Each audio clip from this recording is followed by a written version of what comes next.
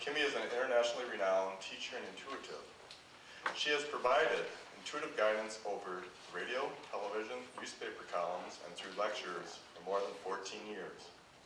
Kimmie is a teacher at heart and is sought after for her ability to help people recognize and embrace their own intuitive gifts and honor their path to live more fulfilling lives. She is the author of the best-selling book, Wake Up to Your Intuitive Path, the Bless You book, The Sun, Moon, and Venus, A Simple Guide on How to Get the Most Out of Your Man, and the co-author of Emmanuel Speaks, Messages of Truth. Kimmie, would you please stand? And here's Kimmie. Good morning. So nice to see everyone here. And as you were singing that song, I don't know if you could all feel it. That song, Amazing Grace, it means a lot to me. A few years ago, I heard the story. You know, we hear songs and we're not really sure what is the story behind the song. How was it created? John Newton, he was a slave trader, and he was from England. And like many of us, he woke up one day. He was on a journey. He was on a journey to Africa, and he went in and he put slaves in his ship, and he got caught in a violent storm. And in that moment, he had to look at his life. And not only did he look at his life, he started to experience unity, oneness. He was able to go within himself and realize, my path needs to be in truth. And grace fell upon him. He turned the ship around and he delivered those that are one with God. We are all one, realizing that there is no separation. We're one. It doesn't matter what your religion is. It doesn't matter if you have blue eyes, brown eyes. It doesn't matter. We're all part of one another. And it was through that moment of grace, truth moved within him. And for many of us, we've went through different situations in our life where we're looking and we're searching, and we're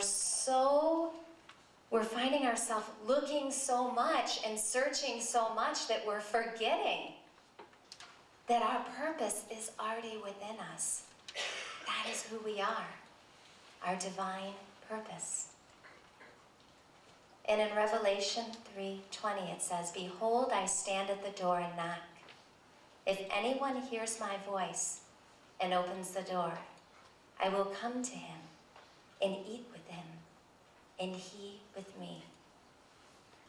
Since I've been a little girl, in my grandma and grandpa's house, they have a picture in their bedroom, and it's a picture of Jesus knocking at a door. And that picture has always drawn curiosity in me. And one of the questions I would ask is he knocking at my door? Who's behind the door? Am I worthy enough?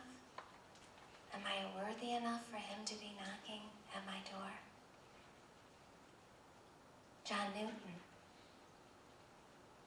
choices that he made, he realized in one moment of grace, when grace fell upon him, that God is within. And that all we have to do is just open the door and receive what is already within us. And it's such a struggle sometimes. We wake up and we feel ourselves going through different challenges. We feel ourselves feeling separate. Our bodies hurt. Our heart aches. we find ourselves lost in fear. And what we need to realize is that when we embrace fear, we're embracing something that's truly an illusion. For the only thing that truly exists in each and every one of us is love. And God is love. Open your door. Open the door. You were given that divine guidance, which we call our intuition or our senses. It's in each and every one of you. We're all the same. We're all connected. We may have these physical bodies. We do. But our souls are all one. In this age that we have moved into, we're beginning to see a lot of change. One of the biggest changes I see is in our children. When we take a look at our children, they're such wonderful mirrors to us. They have a hard time. I don't know if anyone notices it, but children have a hard time seeing that separation. My daughter, Hannah, she teaches me a lesson every day, every one of them, but just right now, just because she started kindergarten, and I have 5 kids, so I always say I have a PhD in being a mom. That's my PhD. But she just started kindergarten, and one of the things she'll do is she'll come home and she'll say, Mommy, I don't understand, because the kids sometimes, they'll say bad things, or they don't like each other, or they'll push them away. Why do they do that? And one of the things that I always tell Hannah is I say, don't be part of that, just love that child. Love that child. Our greatest teachers are the ones that challenge us the most in life. We are all mirrors to one another. When I look at you, I see myself. In this new age, as we look for this purpose, we need to just wake up and realize that it's already within.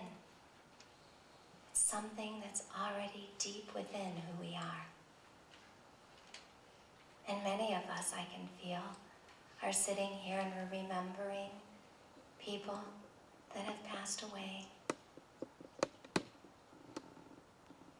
And the part of us that's in the physical, we long and we miss them. We feel sad. But the part of us that has that spirit, that God, our God, that's God within us, realizes that if we're part of a whole, they're really right with us. But what we need to do is we need to learn to move away from being in the past or worrying about the future and being in the moment. If we live in the moment, grace is with us, we feel it.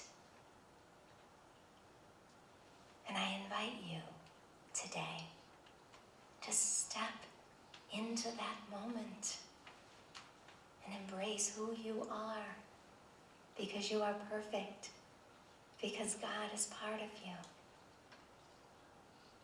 And in any of you would look at that picture of Jesus knocking on the door. That door is already open. It's already open. Accept that Christed energy into your life. That's why Jesus came here. He came here to teach us that. There have been many other teachers that have been here too. Jesus is a reminder of our path and our purpose. And I hear that all the time. Can you tell me what my purpose is? What is my purpose? I'll have different people come into me for readings and they'll say, I want you to tell me what my purpose is.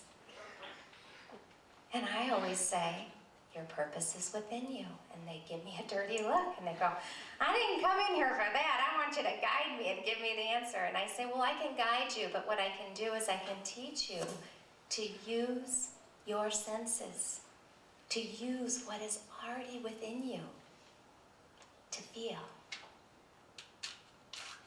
Intuition is divine guidance. It is divine guidance that we have within. By tuning in to our smell, our taste, our hearing, our touch, our seeing, we can begin to listen to that inner voice that guides us. And I'm sure if I went around the room right now, many of you would have a story of how you woke up. And waking up to me is just feeling. It's knowing that we're all one. There is no separation. When you read the Bible, it says that in many places. Yet we live in a world of such separation. What can we do to change that? We can begin to live in the moment and be mirrors. Be a mirror of love. Now, many of you are going to feel this message, and I do the same thing. I'm like, all inspired, okay, I'm a mirror, ready to go, and then sometimes something comes home, I'll go home, or, something will happen, and all of a sudden I feel, and I'm like, where did I go? Wait a minute, I'm still here. If you are going through feeling sadness, you are going through pain, let go of worrying about how it's going to be. Let go of that and know that you are in the I am. If you put yourself in the I am, that pain, that discomfort, that fear, it's not real. Thoughts are things. And we create those things through our thoughts. It's hard sometimes. I can stand here and I can say,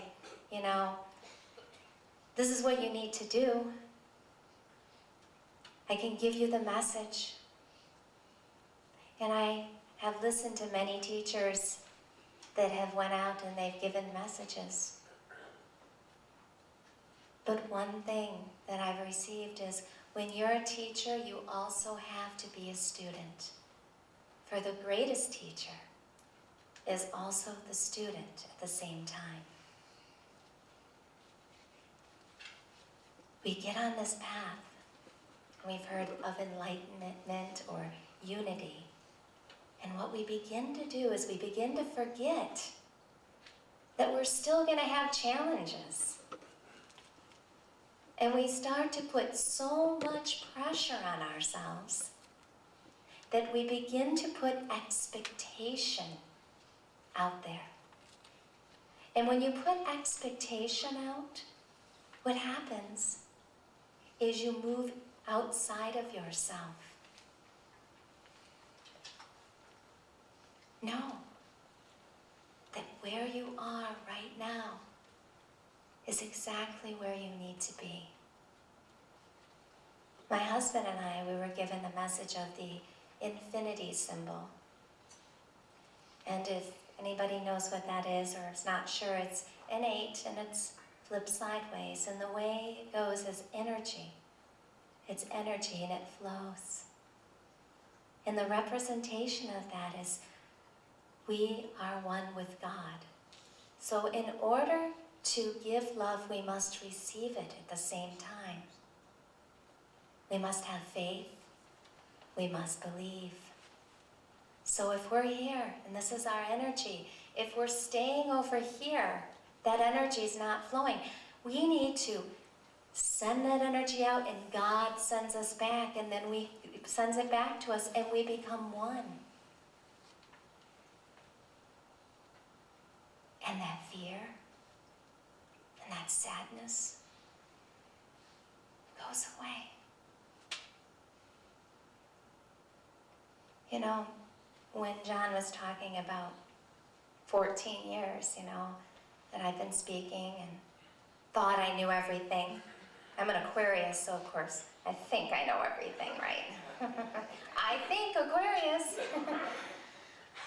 But it took going through a moment in my life of being really ill to wake up. And that was 14 years. This was last summer that this happened. And my mom and dad are here, and my son, which just opens my heart. Raise their hands. And my husband, John. But my mom, who is, without starting to cry, I am very blessed.